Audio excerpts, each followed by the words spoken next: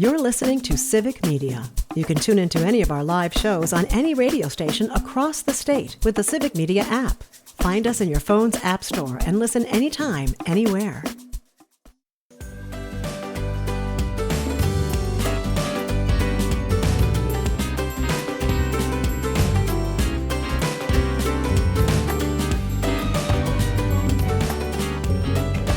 Live across Wisconsin on Civic Media.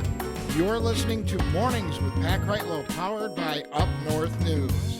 Now, from our Lake Wissota studio, here is the founding editor of Up North News, Pat Kreitlow. Hey, good morning. It is 7:06. It is nice to have you back here up north on a Monday morning, October 13th. Parker Olson is producing this shindig down in Madison Studio A2.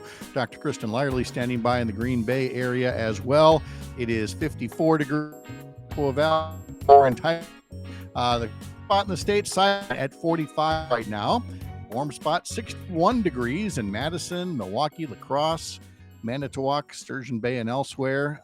Again, your local forecast throughout the course of the morning on your favorite Civic Media radio network station. Kristen, you did not do your usual biking to Lambeau Field to watch the Packers, and you have the sympathy or the understanding of Jim in Brookfield, who puts on the text line, "Good morning, Pat. As another new member of the Knee Replacement Club, I can completely understand why Dr. Lyerly did not bike to Lambeau Field.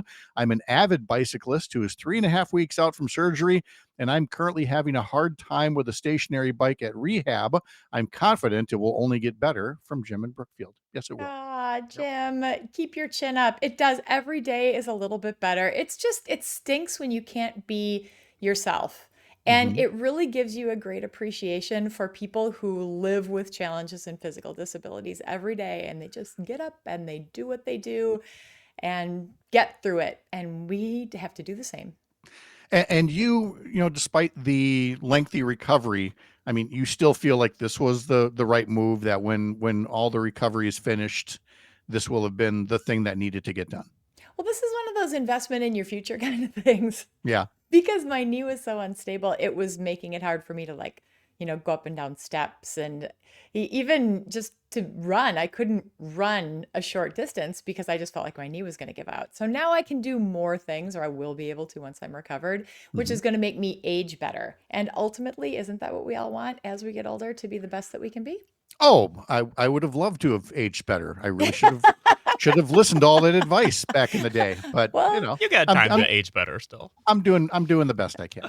pickling helps. Actually, no, that's the whole point. I'm not doing the best that I can, but I can only go up from here, I hope. Anyway, it is 7:09, and all three of us are sitting here wearing Brewers gear of some sort or another, a T-shirt, a jersey, a Hawaiian shirt, all to note that the Milwaukee Brewers defeated the Chicago Cubs in Game 5 of the National League Division Series over the weekend, and have moved on. We will now play for the National League pennant against the LA Dodgers starting tonight at American Family Field.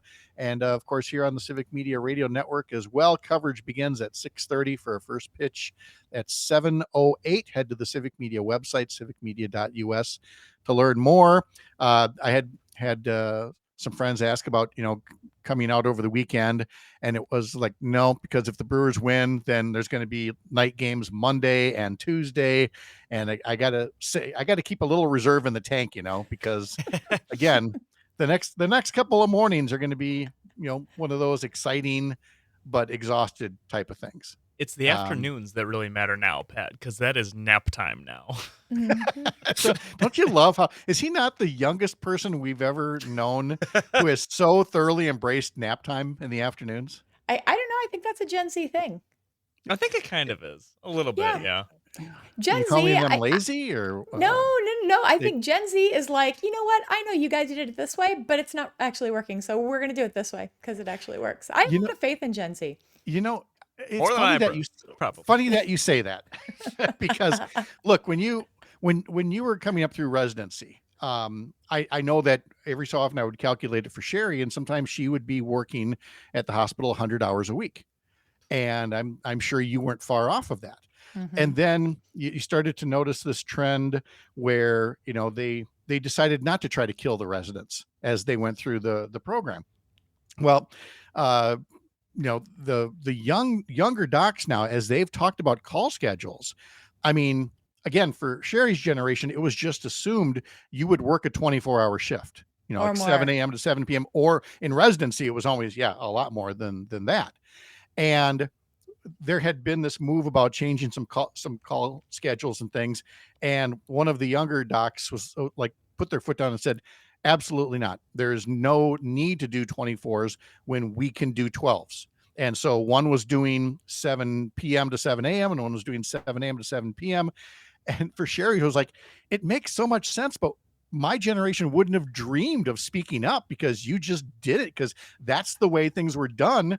The younger folks are like, why? Why are we doing it? Why are we killing ourselves? We can do 12s instead of 24s. We're like, that's brilliant. Why didn't we think of that? Because That's the we thing just about, didn't. right? That's the thing about Gen Z. They're just like, no, I don't think so. That's the way you've Mhm. always been doing it. Nah, why? And it makes us question, like, why have we? Those work hour restrictions were game changers, but you have to balance also when you were there longer, you got to see more stuff. But there are studies that show that if you've been working 16 hours straight, after hour 16, your Mhm. mental capacity starts to diminish. We're humans. And even Yeah. when you're young, you're just not taking the best care of patients after 16 hours. So actually, it's better for everybody. It's better for the people who work. It's better for patients who receive care. It's better for families who are, trying to navigate that. It's better. It's just a Mhm. giant change in the system and how the medical training system has to work. And it's been a very Mhm. challenging change. It's all about allocation of resources, which takes us to the federal government shutdown. Oh boy. And when I asked, what do we want to kick around on Monday, and you said, can we mention that as part of the government shutdown, the president of the United States decided to lay off 1,000 people or so at the Centers for Disease Control and Prevention because nothing screams competent government like laying off the people who respond to Ebola and mpox and measles outbreaks in the US and things like that. I mean, there's been a lot of, and again, here comes that S word again. And I'm sorry, people don't like this, but it's stupid. And there have been some stupid layoffs and stupid moves, but laying off the people who respond to Ebola outbreaks and things like that is right up there on the list of stupid.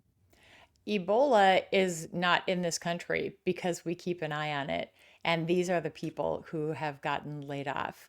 And not to mention all of the respiratory diseases. We are entering respiratory disease season. So if you haven't gotten your flu shot, your COVID shot, your RSV shot, talk with your doctor about which one of these things are, if or not all of them, if not all of them. This is the time to protect yourself. But these are the folks that were laid off, and they weren't laid off strategically. They were laid off haphazardly. JD Vance himself admitted that it's chaotic. And he said this chaos has to happen. But I fundamentally disagree. You can't lay off all of these leaders, including the entire staff of the CDC in Washington, D.C. That's the conduit to Congress from the diaspora of CDC people who are all over the world keeping an eye on all of these infectious diseases. What are we going to do when Mhm. Congress doesn't know what's brewing? And what are we going to do as practicing doctors in the wilderness all across the country trying to make decisions for our patients without information? It just we hear that, oh yeah, some of them were immediately rescinded and the layoff notices and they were hired back, but we don't know that. We can't really trust you because there have been so many people who have heard that they were fired, then not fired, and then, well, yeah, you actually are fired, and then you're not fired. Well, and this they happened they don't Friday know. at 9 o'clock on Friday night of a Yeah. holiday weekend. Yeah. So we don't actually know who's there, who they took it back, but just don't know. It was all about looking tough, like, well, if you guys won't do what we want for the government shutdown, we're going to fire all these people. You did not have to fire all these people. That was not an inevitable function of a government shutdown. It means a lot of people work without pay and get paid later, but to take it to the step of actually firing people is, wildly unnecessary. And I mean, that's just for starters of the things they've done that are so over and above what would be necessary in a government shutdown. And we mentioned that in the Sunday morning newsletter as well, that you've got all of these, healthcare cuts. You've got all of the plain politics with spending cuts. We've talked about that. Now they're putting partisan propaganda on government websites, and even the airport video at TSA, which used to be a very common sense video of what could be in your bag and what couldn't be in your bag. And then when when the administration changed in January, it was Kristi Noem, and it was just her talking like, I'm Kristi Noem from TSA, and we're doing all these great things for you. Which it was not informative whatsoever. It was totally a vanity project. And now it's a new video with Kristi Noem going, because of Democrats shutting down the government, blah, blah, blah. I mean, again, just political propaganda playing in the airports.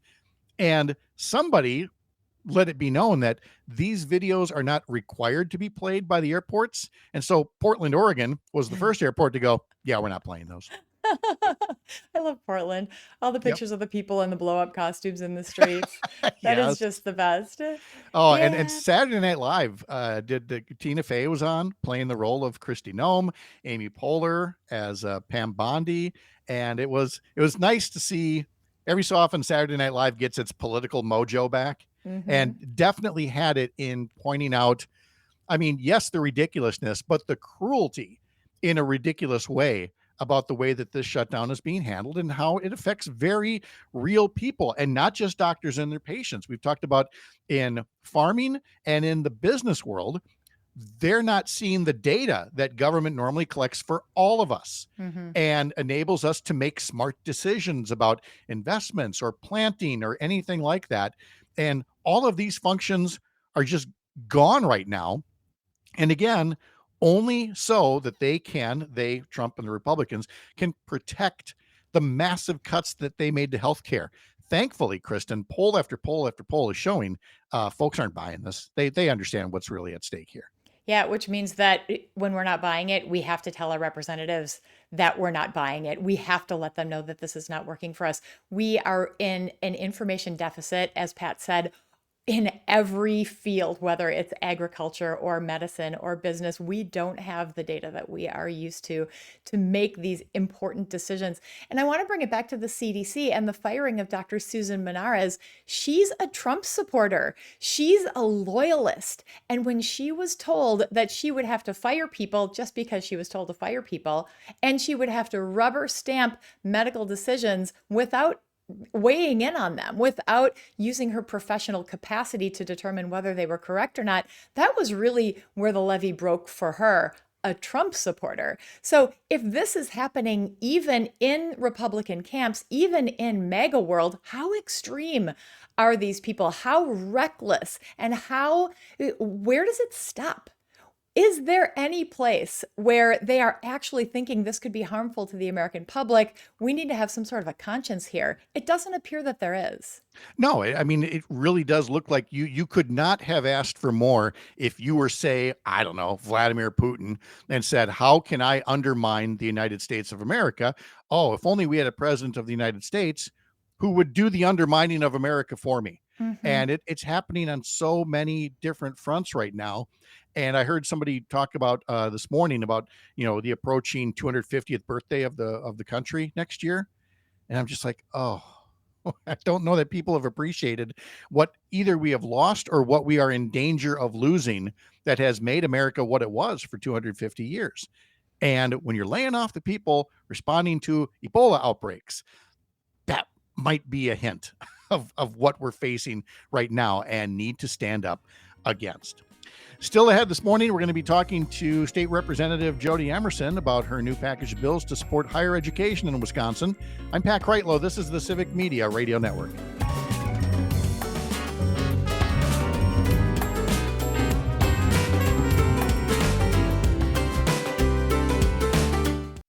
You're listening to Civic Media. Stay up to date on the latest news and information for your local community and Wisconsin by signing up for our free email newsletter. Visit civicmedia.us/email to get started.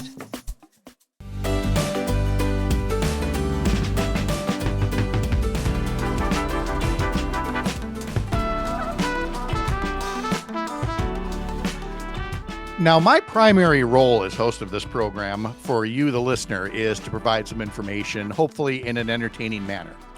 But from a work standpoint, I really only have two duties. One is to promote Up North News. You can get the newsletter at upnorthnewswi.com. And two is to tell you about all the great stuff on civic media. And sometimes Pat has to be reminded 2, 3, 4 times, hey, Kristen has a show too. What say we finally ask Dr. Lyerly what is on the Dr. Kristen Lyerly show, with my apologies for being just failing at the basics of this job here, Kristen. So, You're so good at your job, Pat. what I just love you. what do you got going on, Kristen? My show is so much fun. It is a show that we do for love. And last weekend, I talked with State Senator Kelda Roys, who is running for Wisconsin governor, about why she's running. And we covered everything from her family to reproductive rights to the things that she's been able to accomplish in a bipartisan manner in this complicated legislature and government that we have in Wisconsin. And also maple syrup. And it's a delightful conversation that's really meant to help you know who Senator Roys is and why she believes she would be the best person for Wisconsin governor. So definitely check it out if you are looking at that wide Democratic primary field and thinking, geez, who are all these people and how do they set themselves apart? This is the first in a series. Francesca Hong's coming up, and I've got invites out to everybody else as well. All of them. All of them. So if you want to follow, if you want the truly up close and personal conversations with the candidates for governor, you're going to want to listen to the Dr. Kristen Lyerly show at its new time and its new home, like across the network, Saturdays at noon. True story. Also streaming on my YouTube channel, Dr. Kristen Lyerly. You have a YouTube channel now. I know. Abe and I are doing it. We're having so much fun. Abe, my oldest son, is my producer, and this is like our little mom-son pet project. So every day we're chatting about how we can do this a little bit better and who we should talk to, and it's a great do together. What's the handle on this? Oh, is it Kristen Lyerly? Dr. Kristen Lyerly. Oh, okay, because I see a Kristen Lyerly here, but there's a Dr. Kristen Lyerly. Mm-hmm. Yeah, the Kristen Lyerly is, I got to take that down. That's my personal one. She's from a fraud. Ages ago. Yes, there it is, Dr. Kristen Lyerly, and a YouTube channel. Look at this. I know, isn't it fun? And you know what we're going to talk about this week on my show, which will premiere. Let me get this right. Hey, Kristen, what's on the Dr. Kristen Lyerly show this weekend? Good job, Pat. Way to do your job. Basics. It's very Wisco. So it's going to premiere on Saturday at noon, all across the Civic Media Radio Network. We're talking about menopause. There is a new menopause clinic opening up in, of all places, Wausau, so the middle of the state. Menopause is one of those things that is really challenging to get treatment for. We've been seeing these clinics popping up in lots of different places. They're kind of alternative-y, but what kind of actual medicine do they offer? So we've got a board-certified OBGYN opening up a clinic in the heart of Wausau. We're going to talk about that. We're going to talk about menopause in general. We're going to talk about the political intersection, of course, of menopause and what's happening across the country. It's going to be a really great conversation. That is, again, speaking now as a doctor's spouse, among the things that have really changed over the decades is, well, first off, just talking about some of these things like menopause. It was just one of those things you just didn't talk about. And if they did talk about it, again, because so many things for the longest time were male centric. And so it was about bedroom stuff and menopause and not all of the other health concerns about it. I recall producing one of the TV newscasts, and one of the anchors, a woman, wanted to get a female physician in to talk about menopause. And everybody was like, oh, we can't talk about menopause on TV and blah, blah, blah. And she could not find a female doctor to do it because Sherry at the time was young and shy and everything else. She finally found a male doc who would come on and talk about menopause. And he did. He just focused completely on bedroom stuff as much as she tried to steer the conversation into other areas. And it was a disaster. It really was. And it was one of those times where the phone rings in the control booth afterwards, and it's just Sherry saying, I'll do interviews from now on. If you need me. Just don't ever have that guy back on again. Well, I mean, let's be honest, like doctors are not trained to do media. So no. And we're pretty good in the exam room for the most part, but when it comes to like when there's a camera in front of you, that makes it really hard. And menopause is hard to talk about because that is the thing that, like, the bedroom stuff is the stuff that is like really acute. But Mhm. anybody who's been through menopause knows that there's a lot of other stuff too. There's your weight gain in your belly and the hot flashes and the exhaustion and the mood changes. And everybody's a little bit different. So some people have a great time in menopause. They think it's like no more periods. Amazing. Mhm. And other people really suffer and they need to know what their alternatives are. And it's all compounded by the fact that we weren't able to get good treatments for menopause for a long time because of a study that came out that made it really scary for people to seek that kind of treatment and for us to offer that kind of treatment. And, there's not a lot of information out there about women's health in general. We don't study women. When we study like heart disease or general conditions, it's usually men that we're studying.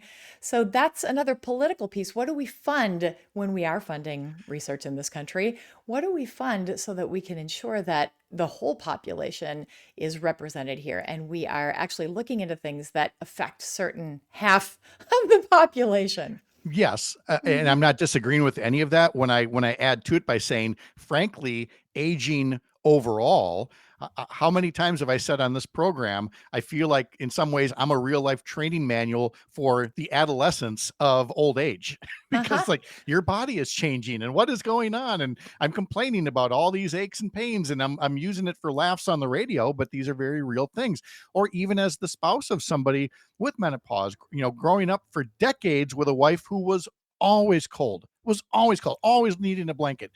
Now is always hot, always, and that's just going to be the change. And you have to learn how to negotiate these things. And nobody, like you said, talked about it much in the past. So to have somebody like you doing it on a show is a big deal. It's a great deal. And you can catch Dr. Lyerly's show Saturdays at noon across the Civic Media Radio Network. And again, replayed on Sundays or now on the YouTube channel as well. Yeah. Dr. So much Lyerly, fun. thank you so much. I appreciate it.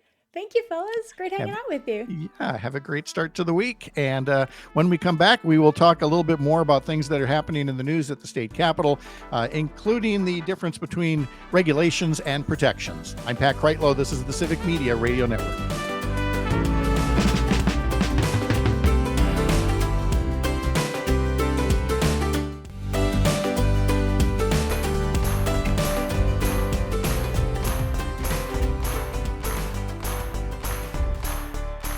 Now, we mentioned earlier it's Indigenous Peoples Day. That's a holiday for some folks, including at Courier Newsroom. So Selena Heller will be back next week. You might have also said, where's Rob from Tigerton? Rob has a confession to make. Good morning from Tigerton. He put up on YouTube just minutes ago. It's cloudy and 54 degrees. I'm overtired. I slept over 10 hours. I had a busy weekend.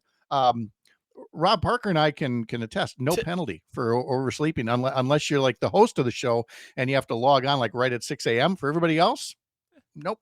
You sleep what you can, Oh yeah, I am impressed. Can I borrow a couple of those 10 hours per I chance? Yeah, I mean, I thought it was a big deal when I like once or twice hit like 6.5 hours Yeah, oh of yeah. sleep, and it just occurred to me that to sleep for 8 hours It's hard. is for 8 hours, and you're not like crispy, like so sleep deprived from like a night or two before, like just a Yeah. regular night, and you'd sleep for 8 hours. I have no memory of when that might have happened previously in my life. I mean, it did happen. I just can't tell you when. Rob goes on to say Saturday went to visit my friend and classmate Debbie. They had a benefit for her for fighting breast cancer. Had a great time visiting and contributing to the benefit. So Rob is still with us. Just got to sleep in. You lucky dog. Lucky guy. Yeah. Although again, if you're overtired and working hard, I mean, look, the guy's been mowing lawns every weekend since the snow melted. Rob's a busy guy. He is, so he gets a pass that way. So Rob, we're glad that you chimed in, and everybody else, you get to do the same. Head over to the Up North News or the Civic Media Facebook or YouTube pages. Put a good morning in there. Let us know where you're listening from. Let us know if you have a question or a comment or your own 2 cents on the program. You can also leave a voice note using the Civic Media app or text us through the Civic Media app. And we like almost never talk about this, but I think we've got the phones working now. And at some point, now that I'm not traveling, we actually could start telling people the phone number again, 855-75-CIVIC, 855-752-4842. Parker's looking at the phone right now. Yeah. It's Or not ringing it, yet. well, no, I it's guess not. there is a 7-second delay. I did give the phone number just now, so it might take a minute. Plus, we often have guests and other things going on that we frankly don't have the call volume of say a Todd Alba, but everybody likes to talk to Todd Alba. I mean, he's an easy conversation, and you can catch him from 2 to 4 across the Civic Media Radio Network. Otherwise, without the calls, I end up yapping about something that's on my mind. Here's one of them now. The state assembly will be in session this week working on a bill. And one of the bills that Republicans running the legislature are looking at passing is a bill that would shield police or district attorneys when it comes to officer involved deaths. Under current law, if there is an officer involved death of some type, the district attorney in that county has the discretion whether or not to issue a criminal complaint that may charge that person with a crime.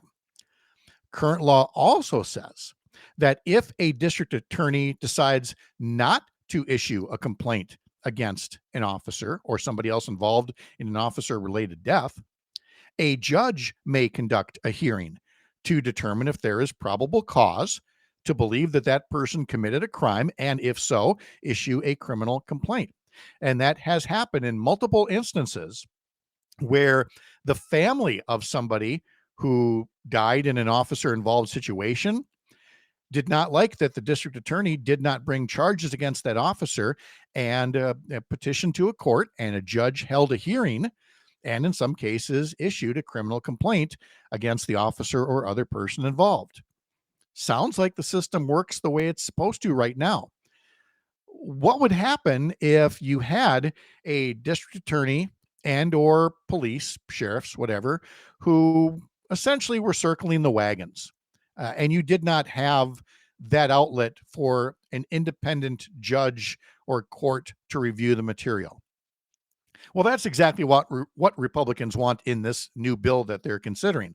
Under this bill, when there is an officer-related death, a death which results directly from the actions or the omission of a law enforcement officer, and according to the bill, if the district attorney determines there's no basis to prosecute the officer, a court may not issue a complaint against the involved officer unless there is new or unused evidence presented.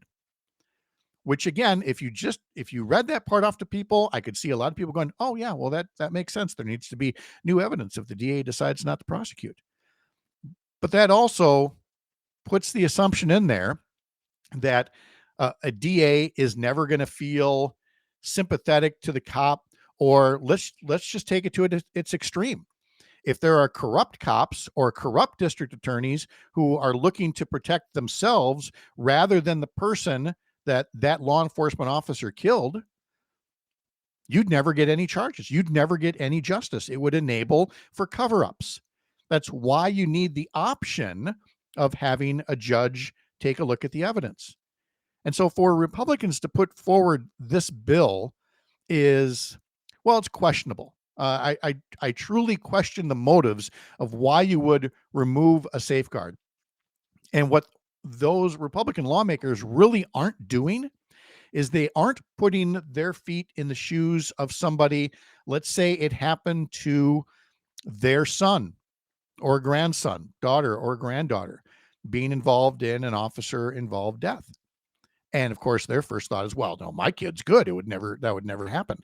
Well, again, you're now painting with a broad brush that anybody who has been killed by police or sheriff's deputies or state troopers or anybody like that they've all been guilty, that nobody's ever been wrongfully killed by officers in the line of duty.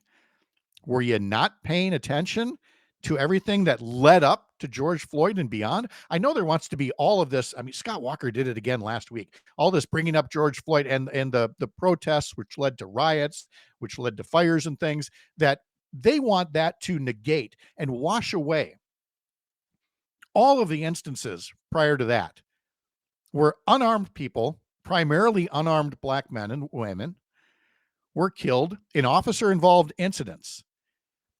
And there may or may not have been charges. And many times, if there were charges, the officer was still exonerated. And so there was this real sense that there is a lack of justice in the system. And now you want to take away another safeguard that's in there that would make sure there is at least, if nothing else, the illusion of justice, the prospect, the hope for justice. If that were to happen to your son or daughter, sister, brother, parent, it just does not make sense to remove the safeguards against circling the wagons, which can happen. We need judges to be able to hear the exact same evidence, the exact same testimony, and say, yeah, this does warrant a criminal complaint. And keep in mind, this is not a conviction. You're not convicting somebody. You are issuing a criminal complaint that says, let's go through this process and let's see if the evidence shows beyond a reasonable doubt that what this officer did was wrong, was so wrong that it constitutes a crime. You can't tell me that that never happens. And you can't tell me that we have to give all law enforcement a blank check to do whatever they think is best in the moment. Because again, you're simply opening the door to have an increase in the number of corrupt cops. And nobody likes to think about that. But if you think it's never happened, you're fooling yourself. And so we need a criminal justice system that provides that outlet for somebody independent of what's going on, in police departments and prosecutors' offices, to look at that evidence and make a determination as to, whether we need to go forward with further investigation. Jim in Appleton writes on the text line, it is far too easy for law enforcement to avoid consequences and death by simply saying, I was afraid for my life. And that's exactly the case. And there have been multiple instances of that just in the Milwaukee area. I don't have the article in front of me here, but Isaiah Holmes, a great writer for the Wisconsin Examiner, has looked into some of the officer-involved shootings in the Milwaukee area over the years, and how what were supposed to be the investigations into the officers' actions often became investigations into the family members of the people who were killed, or at least interrogations that put the burden of proof on the dead person rather than on the officer, to show that you can't just say, I was afraid for my life. You're trained. You have training in things like de-escalation and other tactics. And yes, I would not want to be in their shoes. I salute anybody who goes into law enforcement for those reasons and puts their lives on the line all the time. But again, that is not a blank check for doing things that you shouldn't have done in the moment. And it is simply wrong to remove one of those safeguards that is in the legislation. So again, that's one of the things that will be taken up tomorrow, I believe, in the state assembly. I believe that bill has already passed the state Senate. And we'll talk about other legislative matters with State Representative Jody Emerson from the Chippewa Valley coming up in our next hour, including a package of legislation about higher education. And we'll have her explain what it does to, again, show that Wisconsin supports people who want to go get an education at a college and university or a technical school or anything beyond. There needs to be an emphasis on the whole range of jobs and careers, which includes the trades, but also includes colleges and universities and much more. And that includes making sure that higher education is affordable in the state and that the educators are supported in the state. And Representative Jody Emerson will be talking to us more about that coming up in a little bit. I also noted earlier, in case you missed it in the legislature, that another package of Republican bills going through would deal with what Republicans claim are onerous regulations, that we have apparently an onerous regulatory environment in the state, and that this new package of bills could make it easier for some of these regulations to be stripped away. But regulations can also be thought of as protections against, again, people who would pollute, or bad employers, or places that would rip you off as a consumer. And yet there are Republicans who've got this package of bills out there that would make it easier to repeal some of these laws, some of these protections. It would force state taxpayers to pay people who successfully win rollbacks of regulations. It would also put more paperwork into play before other regulations or protections could be put into effect. And then the one that really gets talked about is that, again, in their phrasing, regulations would automatically disappear after 7 years unless a state agency restarted the process to keep them in place. And again, for some people, that sounds wonderful. That, if a regulation is on the books, they have to prove it. Otherwise, it just goes away. Well, I would never be in the camp of saying, yeah, it should just go away. They should be reviewed. But to just say that they're going to go away, and you get a legislature that is all in the back pocket of, corporate industrial polluters, for example, and they don't take any steps to help a regulation be renewed, and it just goes away. It's like Senator Chris Larson of Milwaukee said, I like air and water, specifically breathable air. And I don't know what the price tag is on that, but it maybe should be that there are certain safeguards that are safeguards, things that keep us safe and should not just go away on a political whim. I'm Pat Kreitlow. This is the Civic Media Radio Network.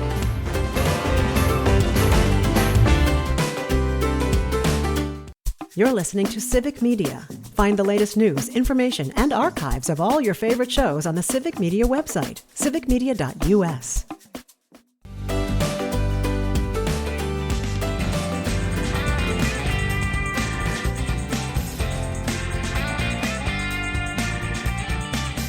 Welcome back on a Monday morning. It is October 13th, 2025. If you're getting your day going here, 7:52 right now. Civic Media Sports Director Jimmy Kuska joins us as well to go over the good, the bad, and the ugly. The good would be the Brewers, the bad would be the Packers. The ugly maybe is unfair to the Packers, but I mean, it was a win. It was just kind of a boring game. Jimmy, how are you? I'm doing all right. Yeah, it was kind of like it was the great and the sort of good, and then definitely the ugly. This weekend has brought maybe a better system, although it's not quite as sketchy. Yeah. I will start with the good news that the Brewers are playing in the NLCS, and that starts tonight across our 5 stations on the network. So we will have a best of 7 series with the Dodgers. I think there's a lot already happening kind of behind the scenes on this, including the Dodgers trying to turn it around and say, well, the Brewers have the best record in baseball, so we're actually the underdogs today. Yeah. Well, You're with the your Los Angeles $500 million payroll, right? when Blake Snell, who has a salary that is almost double that of the Brewers' entire pitching staff, says it, it just makes you go, It doesn't work, kids. Again, $500+ million payroll versus what's the Brewers? Just over 200, I think. It's a little less. Yeah, whatever's in the change cup in your car. Yeah, that's pretty much it. So again, it's great that we've done it. We're not making excuses here, though, because frankly, again, it was the Dodgers that eliminated the Brewers in 2018 in Game 7 of the League Championship Series. So, and they have just shown us enough now that you can't help but think we can do this. After all, how many times do we beat the Dodgers this year? Here's the answer: all of them. All of them. We beat the Dodgers in all 6 games this year. So can we squeeze 4 more wins out of this? Yes, we can.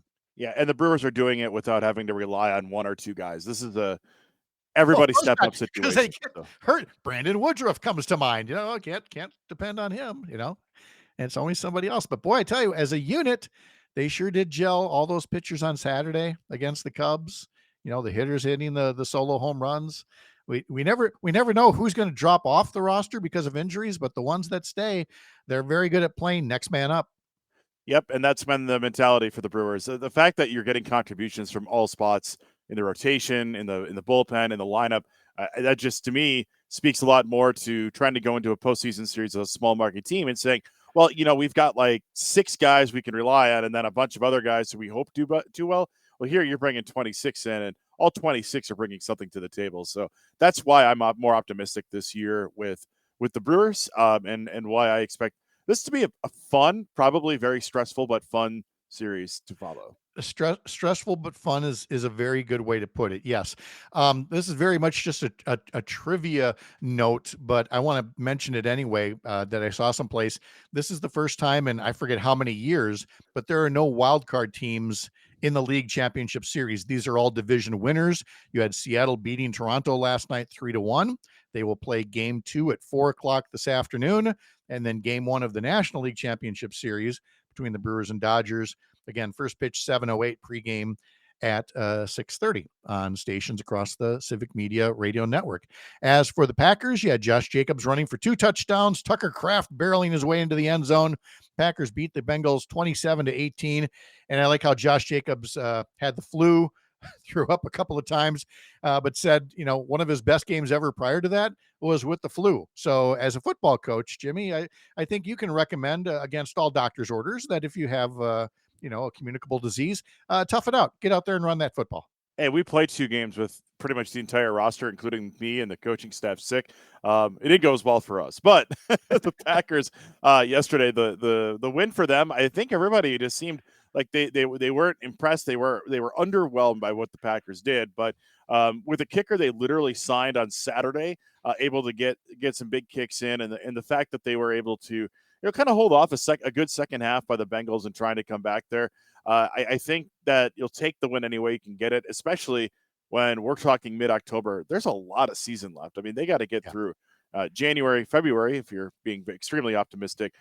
Still think, though, that the offense, it feels like the offense it got kind of a lid on it right now. It feels like the offense could just up and take off at any point. They still have Christian Watson coming back later this year, but you see these flashes of the Packers offense and you're just waiting for them to break out and just do some amazing things. But that being said, you'll take a win any way you can get it. The Packers are 3-1-1.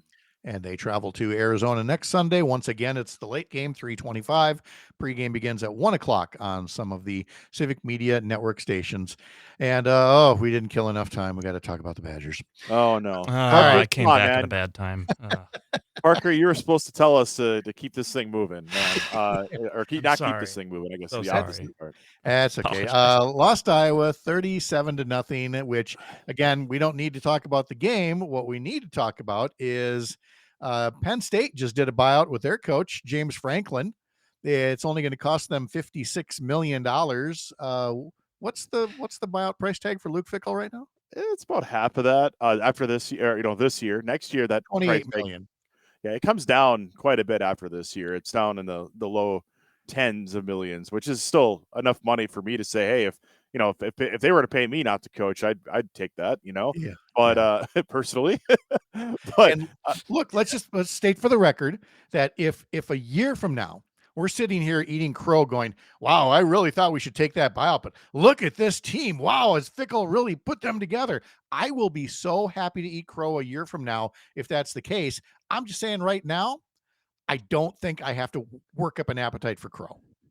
Yeah, I think that that's the reason why we haven't seen any action yet. Is that there's a pretty big buyout here, and that's the reason why you're not going to see any immediate action. People are calling for it, social media, elsewhere.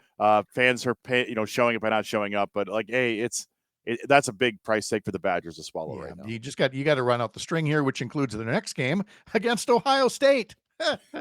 Nothing to it. Coverage begins at 12:30 this coming Saturday on stations of the Civic Media Radio Network. Jimmy Kuska, Civic Media Sports Director. Thank you very much. Appreciate it. Go Brewers, and we'll talk to you Wednesday. Talk to you Wednesday, man. All right. State Representative Jody Emerson joins us in our next hour to talk about higher education and other fall session matters for the Wisconsin legislature here on the Civic Media Radio Network.